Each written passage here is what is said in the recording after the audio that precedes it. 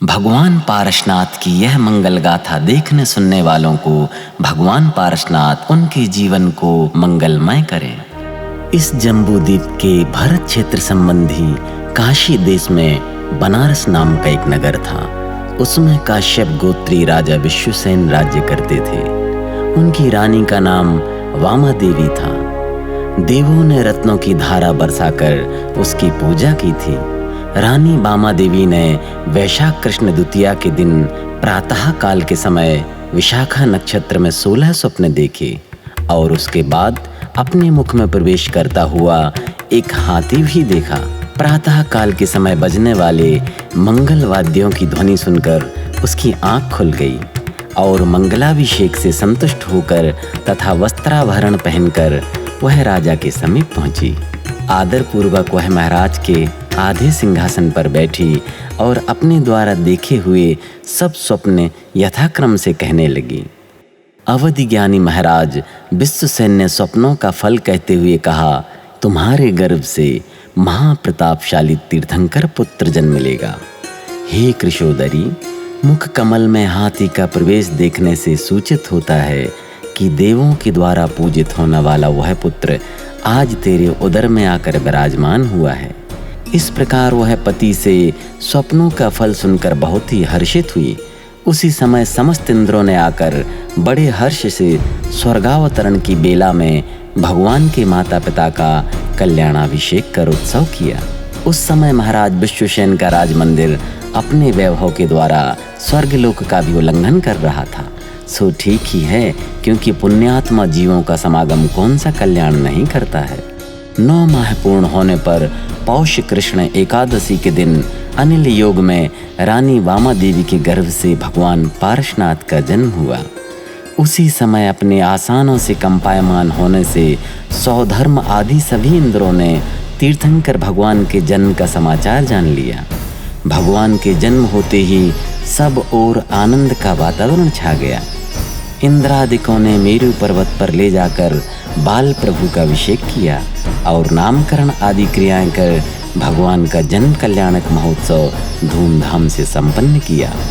राज परिवार में बालक पार्श्वनाथ का योग्य रीति से लालन पालन हुआ। श्री नेमिनाथ भगवान के बाद 83,750 वर्ष बीत जाने पर भगवान पार्श्वनाथ हुए थे। उनकी आयु 100 वर्ष की थी, जो कि इसी अंतराल में शामिल थी। उनके शरीर की कांति धान के छोटे पौधे के समान हरे रंग की थी। वे समस्त लक्षणों से सुशोभित थे। 9 हाथ ऊंचा उनका शरीर था। वे लक्ष्मीवान थे और उग्र वंश में उत्पन्न हुए थे। 16 वर्ष बाद जब भगवान नवयौवन से युक्त हुए, तब वे किसी समय क्रीड़ा करने के लिए अपने सेवकों के साथ नगर से बाहर गए। वहाँ आश्रम के वन में इनकी माता का पिता अर्थात नाना महिपाल, नगर का राजा महिपाल, अपनी रानी के वियोग से तपस्वी होकर पंचाग्नियों के बीच में बैठा हुआ तपश्चरण कर रहा था। देवों के द्वारा पूजित भगवान पार्श्वनाथ उसके समीप जाकर उसे नमस्कार किए बिना ही अनादर के साथ खड़े हो गए। यह देख वह तपस्वी बिना कुछ विचार किए ही क्रोध से युक्त हो गया। वह मन में सोचने लगा कि मैं कुलीन हूँ, तपोवृद्ध हूँ और इसकी माता का पिता हूँ, फिर भी यह अज्ञानी कुमार अहंकार से ग्रसित हुआ मुझे नमस्कार किए बिना ही खड़ा है। ऐसा विचार कर वह अज्ञानी बहुत ही क्षोभ को प्राप्त हुआ और बुझती हुई अग्नि में डालने के लिए वहां पर पड़ी हुई लकड़ी को काटने की इच्छा से उसने अपना मजबूत फरसा ऊपर उठाया ही था कि अवधि ज्ञानी भगवान पार्श्वनाथ ने इसे मत काटो, इसमें जीव है, यह कहते हुए मना किया। परंतु उनके मना करने पर भी गुस्से से भरे हुए उसने लकड़ी काट ही डाली। इस कर्म से उस लकड़ी के अंदर रहने वाले सर्प और सर्पणी के 2-2 टुकड़े हो गए। यह देखकर शुभोम कुमार कहने लगे कि तू, मैं गुरु हूँ, तपस्वी हूँ, यह समझकर भारी अहंकार कर रहा है, परंतु यही नहीं जानता है कि इस कुतप से पापस्रव होता है। इस अज्ञान तप से तुझे इस लोक में दुख हो रहा है और परलोक में भी दुख प्राप्त होगा। शुभोम कुमार की यह वचन सुनकर वह तपस्वी और भी कुपित हुआ तथा इस तरह कहते हुए कि मैं प्रभु हूँ, यह मेरा क्या कर सकता है। इस प्रकार की अवज्ञा से मेरे तप का महात्म्य बिना जाने ही ऐसा क्यों बक रहा है? उस तपस्वी के ऐसे वचन सुन शुभम कुमार हंसकर कहने लगे कि मैं ना तो आपको गुरु मानता हूँ और ना ही आपका तिरस्कार करता हूँ, किंतु जो आप तथा आगम आदि को छोड़कर मिथ्यात्व एवं कषायों के वशीभूत हो निर्वाण की प्रार्थना करते हैं, उनकी यह इच्छा चावल पाने की इच्छा से धान के छिलके कूटने के प्रयास के समान है। ज्ञानहीन मनुष्य का काय क्लेश भावी दुख का कारण है। यह बात मैं आप पर बहुत भारी स्नेह होने के कारण कह रहा हूँ। इस प्रकार शुभम कुमार के कहे वचन विपरीत बुद्धि वाले उस तापस ने समझ तो लिए, परंतु पूर्व वैर का संस्कार होने से उसने स्वीकार नहीं किए। उल्टा यह सोचने लगा, यह शुभम कुमार अहंकारी होकर मेरा इस तरह तिरस्कार कर रहा है। यह सोचकर वह भगवान पारसनाथ पर अधिक क्रोध करने लगा। आर्त ध्यान रूप इसी शल्य से वह मरकर शंबर नाम का ज्योतिषी देव हुआ। इधर सर्प सर्पिणी के विच्छिन्न टुकड़े पीड़ा से तड़प रहे थे। शुभम कुमार ने अन्य कोई उपाय न देख उन्हें शांत रहने का उपदेश दिया। कुमार के उपदेश से वह नाग नागिन शांति भाव को प्राप्त हुए तथा मरकर बहुत भारी लक्ष्मी को धारण करने वाले धरणेन्द्र और पद्मावती हुए। परिणामों की यह विचित्रता का विचार करते हुए शुभम कुमार अपने सेवकों के साथ गृहनगर लौट आए। तदनंतर भगवान पार्श्वनाथ का जब 30 वर्ष प्रमाण कुमार काल बीत गया, तब एक दिन अयोध्या के राजा जयसेन ने भगली देश में उत्पन्न हुए घोड़े आदि की भेंट के साथ अपना दूत भगवान पार्श्वनाथ के पास भेजा। भगवान पार्श्वनाथ ने भेंट स्वीकार कर उस श्रेष्ठ दूत का हर्षपूर्वक बड़ा सम्मान किया और उससे अयोध्या की विभूति पूछी। इसके उत्तर में दूत ने सबसे पहले भगवान वृषभदेव का वर्णन किया। तत्पश्चात अयोध्या नगरी का हाल कहा। सो ठीक ही है, क्योंकि बुद्धिमान लोग अनुक्रम को जानते ही हैं। दूत के वचन सुनकर भगवान विचारने लगे कि मुझे तीर्थंकर नाम कर्म का बंध हुआ है, इससे क्या लाभ हुआ? भगवान वृषभदेव ही धन्य हैं कि जिन्होंने मोक्ष प्राप्त कर लिया। ऐसा विचार करते ही उन्होंने अपने अतीत भवों की परंपरा का साक्षात्कार कर लिया, अर्थात उन्हें जाति स्मरण हो गया। इस तरह मति ज्ञानावरण कर्म के बढ़ते हुए क्षयोपशम से उन्हें आत्मज्ञान प्राप्त हो गया, जिससे उन्होंने संसार को असार समझकर मुक्ति के मार्ग पर बढ़ने का निश्चय किया। उसी समय लोकांतिक देवों ने आकर उनकी वैराग्य भावों की अनुमोदना कर उनकी स्तुति की। समस्त इंद्रादि देवों ने आकर दीक्षा कल्याण का अभिषेक आदि संपन्न कर महोत्सव मनाया। तदनंतर भाई बंधुओं को संबोधित कर भगवान बिमला नाम की पालकी पर आरूढ़ हो अश्व वन में पहुँचे। वहाँ अतिशय धीर वीर भगवान बेला का नियम लेकर एक बड़ी शिलातल पर उत्तराभिमुख हो परिंकासन से विराजमान हुए। इस प्रकार पौष कृष्ण एकादशी के दिन प्रातः काल के समय पार्श्व कुमार ने सिद्ध भगवान को नमस्कार कर 300 राजाओं के साथ दीक्षा धारण कर ली। भगवान ने पंचमुष्टियों के द्वारा उखाड़कर जो केश लॉन्च किए थे, इंद्र ने उनकी पूजा की तथा बड़े आदर से ले जाकर उन्हें क्षीर समुद्र में छेप दिया। जिन्होंने दीक्षा लेते ही सामायिक चारित्र्य प्राप्त किया है और विशुद्धता के कारण प्राप्त हुए मनहा पर्या ज्ञान से दैदीप्यमान हैं, ऐसे भगवान पारणा के दिन आहार लेने के लिए गुल्मखेट नाम के नगर में गए। वहाँ श्याम वर्ण वाले धन्य नामक राजा ने अष्टद्रव्यों के द्वारा पड़गाह कर उन्हें शुद्ध आहार दिया और आहार दान के फलस्वरूप पंचाश्चार्य प्राप्त किए। इस प्रकार अत्यंत विशुद्धि को धारण करने वाले भगवान ने छद्मस्त अवस्था के 4 माह व्यतीत किए। तदनंतर जिस वन में दीक्षा ली थी, उसी वन में जाकर वे देवदारू नामक एक बड़े वृक्ष के नीचे विराजमान हुए। वहाँ तेला का नियम लेने से उनकी विशुद्धता बढ़ रही थी। उनके संसार का अंत निकट आ चुका था। उनकी शक्ति उत्तरोत्तर बढ़ती जाती थी। इस प्रकार वे 7 दिन का योग लेकर धर्म ध्यान को बढ़ाते हुए विराजमान थे। इसी समय कमठ का जीव संबर नाम का असुर आकाश मार्ग से जा रहा था कि अकस्मात उसका विमान रुक गया। जब उसने विभंगावधि ज्ञान से इसका कारण देखा तो उसे अपने पूर्व भाव का सब बैर बंधन स्पष्ट दिखने लगा। फिर क्या था, क्रोधवश उसने महागर्जना की और महावृष्टि करना शुरू कर दिया। इस प्रकार यमराज के समान अतिशय दुष्ट उस दुर्बुद्धि ने 7 दिन तक लगातार भिन्न भिन्न प्रकार के महाउपसर्ग किए, यहाँ तक कि छोटे मोटे पहाड़ तक लाकर योग साधना में निमग्न भगवान के समीप गिराए। अवध ज्ञान से यह उपसर्ग जानकर धर्मेंद्र अपनी पत्नी पद्मावती के साथ पृथ्वी तल से बाहर निकला, जिस पर रत्न चमक रहे हैं। ऐसे फण रूपी मंडप से सुशोभित वह धर्मेंद्र भगवान को फणाओं के समूह से आवृत कर खड़ा हो गया और उसकी पत्नी पद्मावती मुनिराज पार्श्वनाथ के ऊपर बहुत ऊंचा वज्रमय छत्र तान कर स्थित हो गई। भगवान के ध्यान के प्रभाव से उनका मोहिनी कर्म क्षीण हो गया, इसलिए बैरी कमठ का सब उपसर्ग दूर हो गया। मुनिराज पार्श्वनाथ ने द्वितीय शुक्ल ध्यान के द्वारा अवशिष्ट 3 घातीय कर्मों को भी नष्ट कर दिया, जिससे उन्हें चैत्र कृष्णा त्रयोदशी के दिन प्रातः काल के समय विशाखा नक्षत्र में लोकालोक को प्रकाशित करने वाला केवल ज्ञान प्राप्त हो गया। इंद्र की आज्ञा से कुबेर ने समोशरण की रचना की। उसी समय इंद्रों ने भक्ति पूर्वक भगवान के केवल ज्ञान की पूजा की।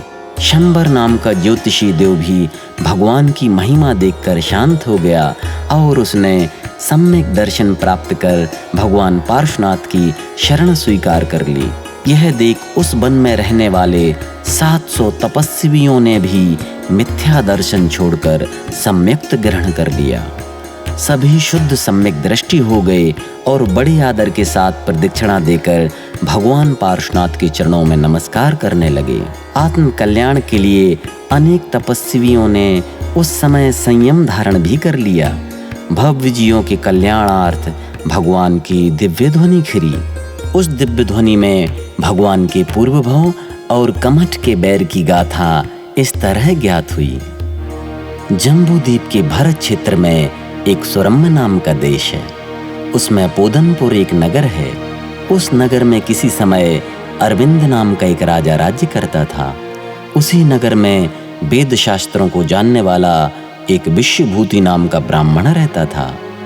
अनुंधरी नाम की उसकी ब्राह्मणी थी। उन दोनों के कमठ और मरुभूति नाम के 2 पुत्र थे।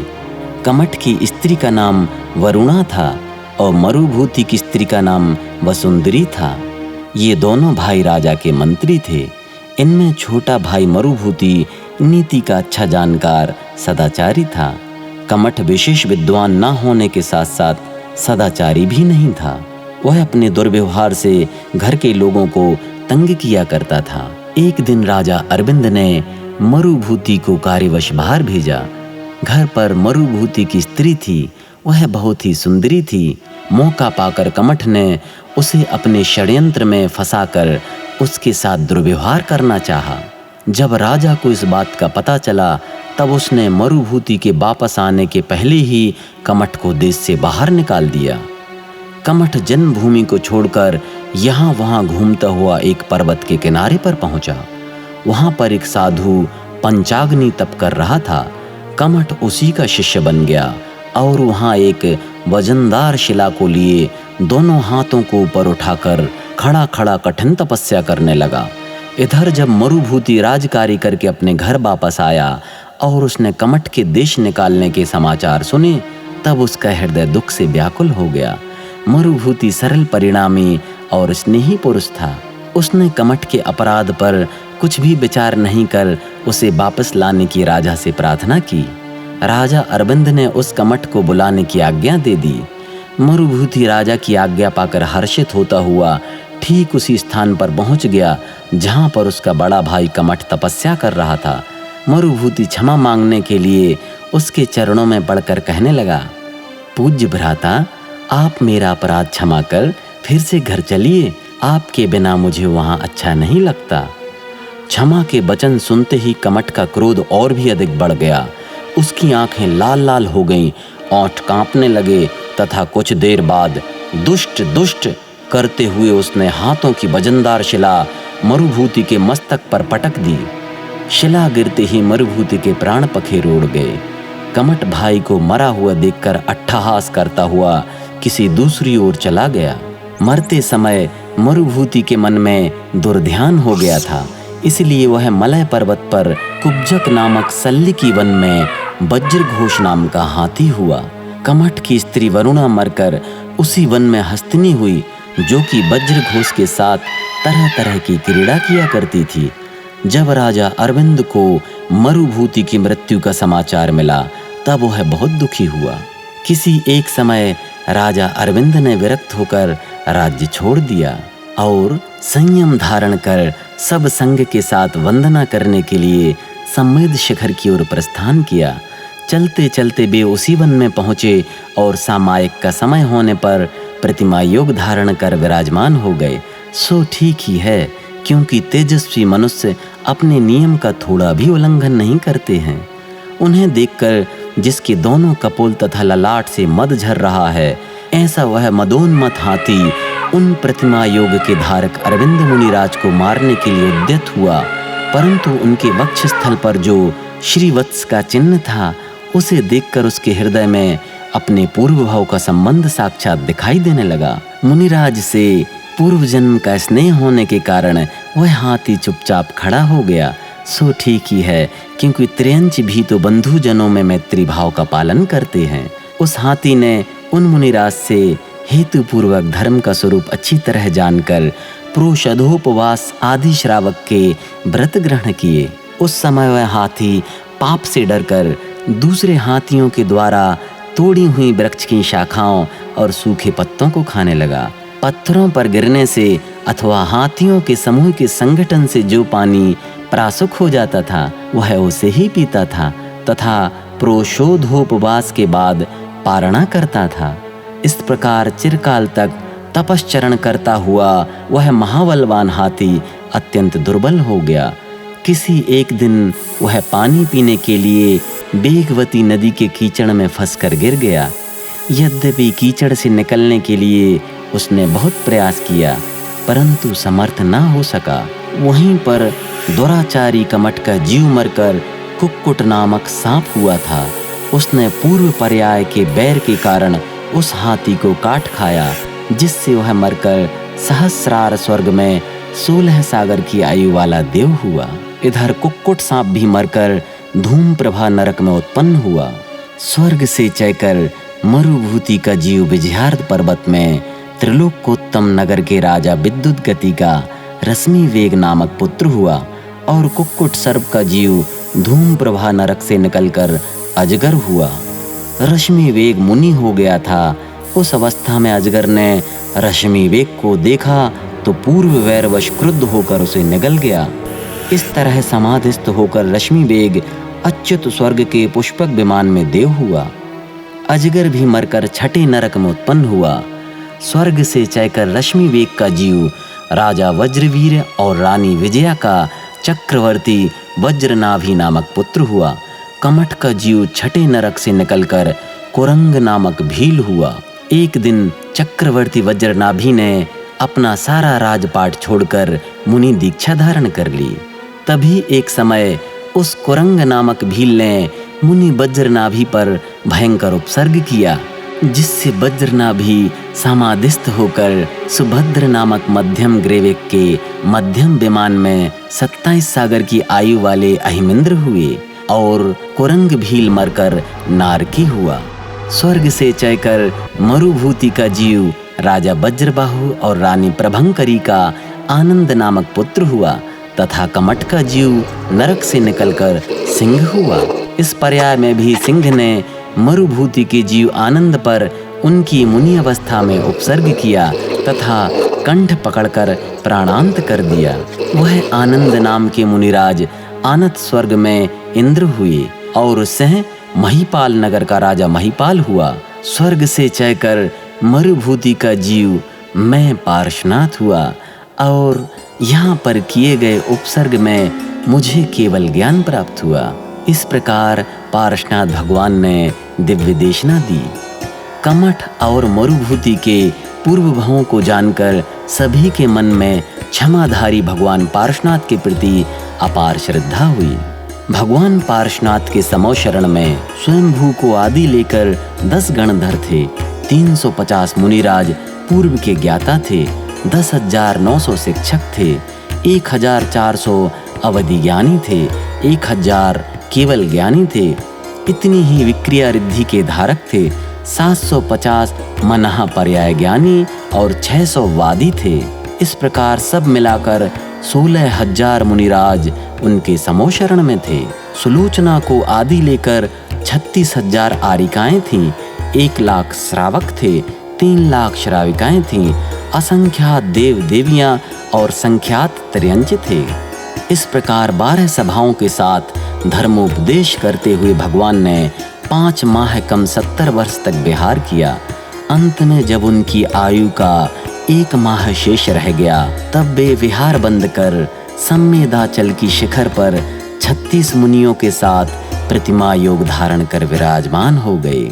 श्रावण शुक्ला सप्तमी के दिन प्रातः काल के समय विशाखा नक्षत्र में शुक्ल ध्यान के तीसरे और चौथे भेदों का आश्रय लेकर वे अनुक्रम से 13वें तथा 14वें गुण स्थान में स्थित रहे।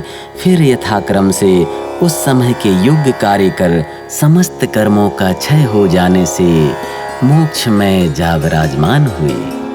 उसी समय इंद्रों ने आकर उनके निर्वाण कल्याणक का महोत्सव मनाकर उनकी कोटि कोटि शाह वंदना की। भगवान का निर्वाण कल्याणक मनाकर वे समस्त इंद्रादिगण अपने अपने स्थान को चले गए। हे विभु, पर्वत का फटना, धरणेन्द्र का फाड़ा मंडल का मंडप तनना, पद्मावती के द्वारा छत्र लगाए जाना, घातीय कर्मों का क्षय होना, केवल ज्ञान की प्राप्ति होना, धातु रहित परमोदारिक शरीर की प्राप्ति होना, जन्म मरण रूप संसार का विघात होना, आपके तीर्थंकर नाम कर्म का उदय होना और समस्त विघ्नों का नष्ट होना, ये सब कार्य जिनके एक साथ प्रकट हुए थे, ऐसे उग्र वंश के शिरोमणि भगवान पार्श्वनाथ जन्म मरण से सदा हमारी रक्षा करें। पार्श्वनाथ का जीव पूर्व तीसरे भव में राजाओं के गुणों से सुशोभित आनंद नाम का राजा हुआ, फिर आनत स्वर्ग में इंद्र हुआ और तदनंतर घातीय कर्मों के समूह को नष्ट करने वाला तीर्थंकर पार्श्वनाथ हुआ। बे पार्श्वनाथ भगवान हम सबका मंगल करें। पार्श्वनाथ भगवान की यह कथा सुनने देखने से सबका मंगल हो, ऐसी भावना के साथ भगवान श्री पार्श्वनाथ के चरणों में जिन धर्म प्रभावना परिवार अनंत अनंत बार नमोस्तु करता है। तुमसे लागी लगन ले लो अपनी शरण, पारस प्यारा मिटो मिटो जी संकट हमारा। निश दिन तुमको जपूं, पर से नेहा तजूं जीवन सारा, तेरे चरणों में बीते हमारा। तुमसे लागी लगन ले लो अपनी